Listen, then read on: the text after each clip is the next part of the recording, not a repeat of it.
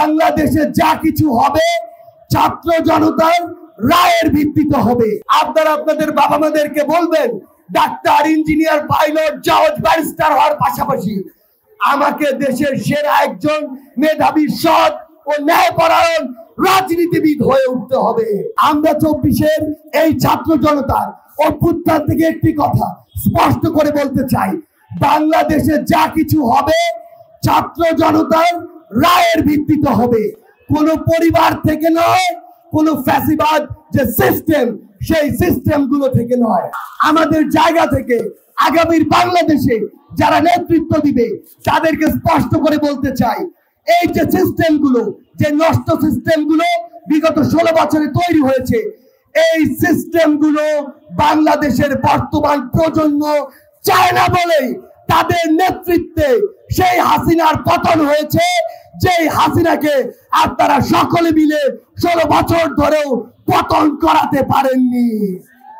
সেই জায়গায় আগামীর বাংলাদেশে আপনারা যদি রাজনীতি করতে চান, ছাত্র সমাজের নেতৃত্বে আসতে চান, তাহলে ছাত্র সমাজের এই কথা শুনে আপনার আগামীর যে বাংলাদেশ, সেই বাংলাদেশটিকে সাজাতে হবে। আমাদের জায়গা থেকে একটি স্পষ্ট বার্তা, আগামীর যে বাংলাদেশ, সেই বাংলাদেশের যে পররাষ্ট্রনীতি হবে সেটিও হবে ছাত্র জনতার মতামতের উপরে ভিত্তি করে। আমরা কি ওই স্বামী স্ত্রীর পররাষ্ট্রনীতি চাই? আমাদের জায়গা থেকে স্পষ্ট বার্তা, আমাদের চারপাশে সীমান্ত রয়েছে, এই সীমান্তে আমার একজন নিরপরাধ ভাই বোনকে আমরা আর ওই ফেলানির মতো চুলে থাকতে দেখতে চাই না। আমাদের জায়গা থেকে স্পষ্ট বার্তাটি হচ্ছে, যদি আজকের পর থেকে এমন কোন ঘটনা ঘটে, হয় তার উপযুক্ত বিচার করা হবে, তাহলে বাংলাদেশের ছাত্র জনতা, বিজেপি থেকে শুরু করে যারা যারা সম্ভব, তারা সকলে মিলে কিভাবে আমাদের ওই রাষ্ট্রগুলোকে জবাব দিতে হয় সেটি আমাদেরকে একসাথে আবার দেখিয়ে দিতে হবে। এই যে রাজপথ, সময়ের প্রয়োজনে আপনারা রাজপথে নেমেছেন, কিন্তু সামনের বাংলাদেশে আপনাদের মতো মেধাবীদের অবশ্যই ওই সংসদে প্রতিনিধিত্ব করতে হবে। বেশি পাকা টমেটো আর সিক্রেট রেসিপির কম্বিনেশনে তৈরি প্রাণ সস, সসের বস। আপনারা আপনাদের বাবা মাদেরকে বলবেন ডাক্তার, ইঞ্জিনিয়ার, পাইলট, জজ, ব্যারিস্টার হওয়ার পাশাপাশি আমাকে দেশের সেরা একজন মেধাবী, সৎ ও ন্যায়পরায়ণ রাজনীতিবিদ হয়ে উঠতে হবে। একটি জিনিস মনে রাখবেন, এদেশের পলিসি মেকিং থেকে শুরু করে আইন শৃঙ্খলা থেকে শুরু করে প্রত্যেকটি জিনিস ওই সংসদ থেকে নির্ধারণ হয়।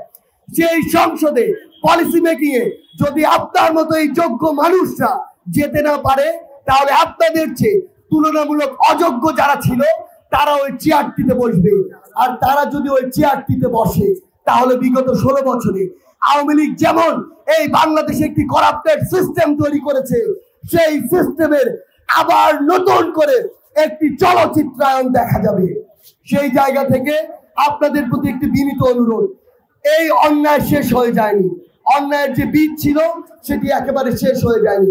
আপনারা যদি চান আগামীর বাংলাদেশকে আপনার স্বপ্নের বাংলাদেশের মতো দেখতে চান, তাহলে শুধু এখন নয়, আগামী তো যে দলই হোক না কেন, যেই আদর্শেরই হোক না কেন, যেই ধর্মেরই হোক না কেন, যেই মতাদর্শেরই হোক না কেন, সে যদি অন্যায়কারী হয়, সে যদি চাঁদাবাজ হয়, সে যদি মানুষকে মিথ্যা মামলা দেয়, সে যদি সিন্ডিকেট চালায়, সে যদি ক্ষমতার অপব্যবহার করে, তাহলে তাকে সেই দৃষ্টিতেই দেখতে হবে এবং তার বিরুদ্ধে প্রতিবাদ করতে হবে।